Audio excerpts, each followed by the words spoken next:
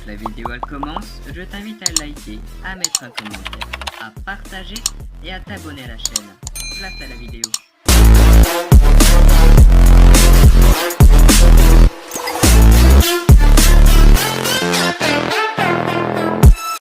Orateledo e yokoso.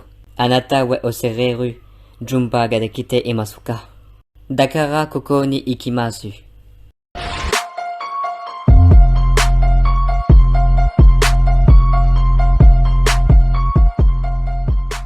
Et salut tout le monde, c'est Natmin4, j'espère que vous allez bien, en tout cas moi ça va super et j'espère que vous passez une excellente journée. Aujourd'hui on se retrouve pour une vidéo très d'horreur. Allez, passons à la première histoire.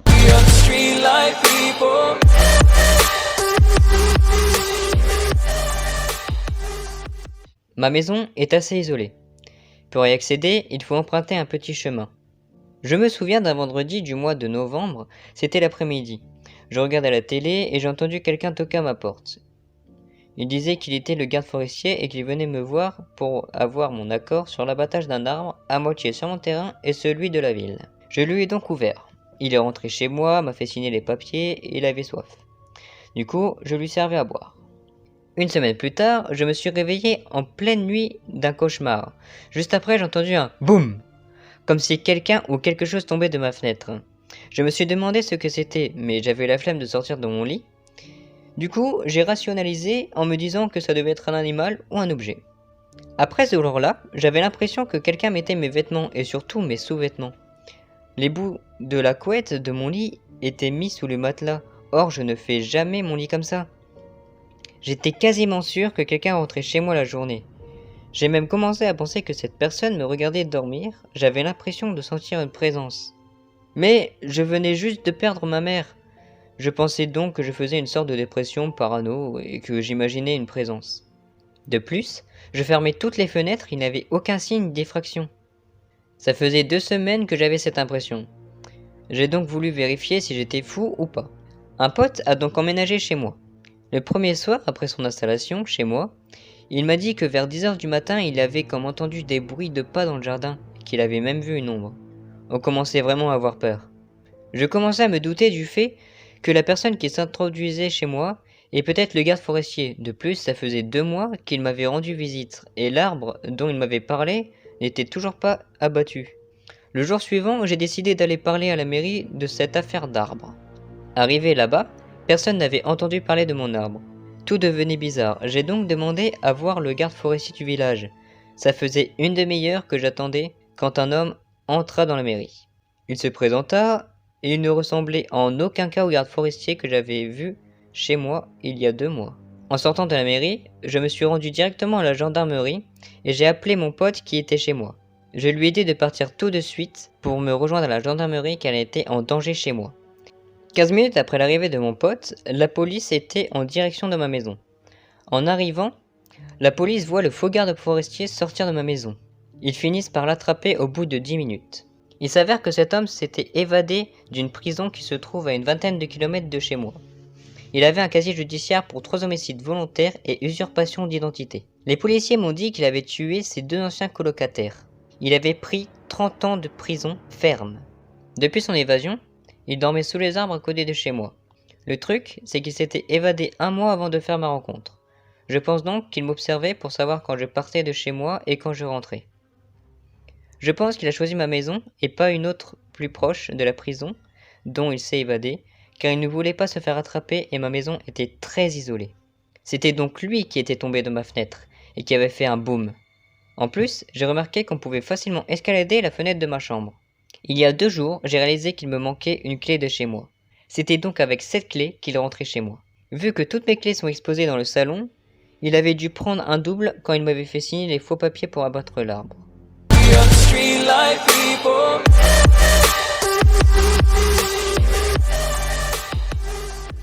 Je m'appelle Léa, j'ai 10 ans. Ce soir, je marche dans la rue et je vois une poupée au bord du trottoir. Je la ramasse et je regarde autour de moi s'il y a personne. Mais effectivement, il n'y avait personne. Je ramène donc la poupée chez moi. Mais quand je rentre, je m'aperçois que les yeux de la poupée ont changé de couleur. Je m'en souciais pas jusqu'à quand elle bouge la tête et les pieds. Je me retourne pour partir quand soudain j'entends une voix derrière moi. Tu vas mourir ce soir, disait la poupée avec un rire narquois. Je commence à avoir peur. J'ai couru vers mes parents pour leur raconter ce qui s'est passé, mais ils ne m'ont pas cru. J'ai donc couru dans ma chambre lorsque la poupée commença à se déplacer. Je la prends et je lui crie dessus. Arrête tes bêtises! Tu ne me fais pas peur! Les yeux de la poupée commencent à changer de couleur et sa tête devient rouge. Je commence à avoir peur et je décide de la mettre à la poubelle. Mais quand je ferme la poubelle, elle me disait « Arrête tes conneries !» Du coup, je la reprends et je décide de la mettre dans ma chambre. Et je lui dis « C'est ta dernière chance !» Elle me dit soudain « Tais-toi, arrête de dire des bêtises !» À la fin du repas, j'aperçois que mes parents sont à terre. La poupée est à côté d'eux, se tenant debout avec un couteau plein de sang.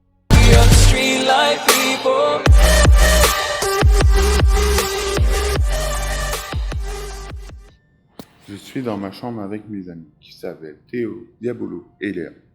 Au téléphone, j'ai aussi Alvin, quand soudain une chaise bouge de droite à gauche. Je demanda à mes amis si c'est eux qui me faisaient une blague. Ils me répondirent que ce n'était pas eux. Alors tout le monde commença à avoir peur. 2 minutes plus tard, la lumière clignota. Mais quand la lumière se ralluma, nous apercevons que Léa n'était plus dans la pièce. Alors Diabolo ouvra la porte et cria « Léa, où es-tu » Mais aucune réponse. Alors nous courons chercher Léa partout dans la maison, mais tout à coup, nous entendions un cri de Léa. Mais Diabolo dit « Est-ce que c'est vraiment Léa ?» Alvin dit « Je crois que ça vient de la cave. » Alors nous nous précipitons devant la porte de la cave, quand soudain la porte s'ouvra tout seul et nous voyons Léa décapitée.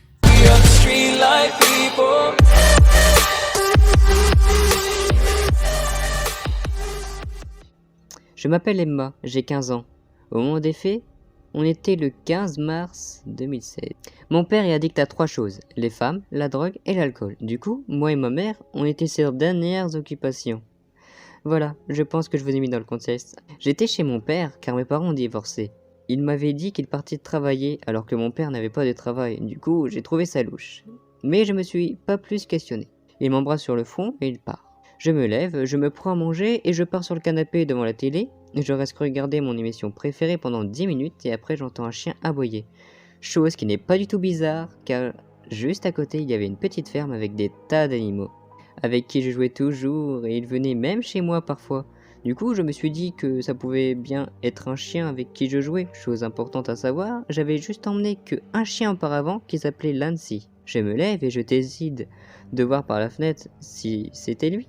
Il était 11h, du coup il n'y avait pas de lumière et nous n'avons pas de lampadaire. Du coup je décide de prendre mon smartphone pour activer le flash et regarder par la fenêtre.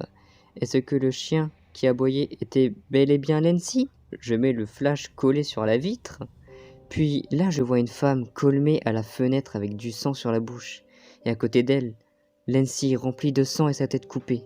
Là j'étais choqué, je ne bougeais plus pendant 2 minutes, et je relève ma tête et je vois encore la même femme, avec un sourire sur ses lèvres. Mais je ne pouvais rien faire pour me sentir en sécurité, car l'intelligent de mon père n'avait pas de volet chez lui. Elle me fixe, et moi, toujours immobile, je décide de courir pour dans la cuisine et je me suis enfermé dedans, pour pas que la dame me voie. Dès que je suis rentré dans la cuisine, pendant environ 13 minutes, j'ai repris mon esprit. Et puis, j'ai trouvé la scène super flippante, car je pensais que la femme avait tué Lancy pour le manger, ou je pensais qu'elle était pervers car son regard était très très bizarre. Un long moment, après je n'entends plus aucun bruit. Et là je décide de sortir de la cuisine, j'ouvre la porte et là je vois la femme devant moi. Elle était pieds nus, du sang sur ses dents et ses vêtements. Elle était là, à 1 mètre de moi. J'étais effrayé. Je décide de refermer la porte de la cuisine et de rentrer dedans. C'est ce que j'ai fait et après je me précipite pour prendre le fixe qui se trouvait juste à côté de la fenêtre de la cuisine. Et là je vois encore elle, devant la fenêtre de la cuisine, qui n'a pas de volet. Là j'étais en pleurs, je me suis effondré en larmes, mais après un petit moment je décide de partir. Car il y avait le téléphone fixe, j'ai appelé la police, j'ai tout expliqué et après je raccroche. La police m'ont dit qu'ils arrivaient dans 20 minutes. Je vois un rat marcher dehors et je vois la femme le prendre et l'arracher avec sa bouche. Je vomis sur place et puis j'ai vu la police arriver et j'ai été tellement soulagé. Cette femme était l'ex à mon père. Et la police m'informait qu'elle mangeait les animaux et les humains, et qu'elle prenait des enfants pour les couper et mettre leur peau sur du feu pour la manger. J'ai été traumatisé pendant 3 mois, et heureusement que je ne suis plus parti chez mon père.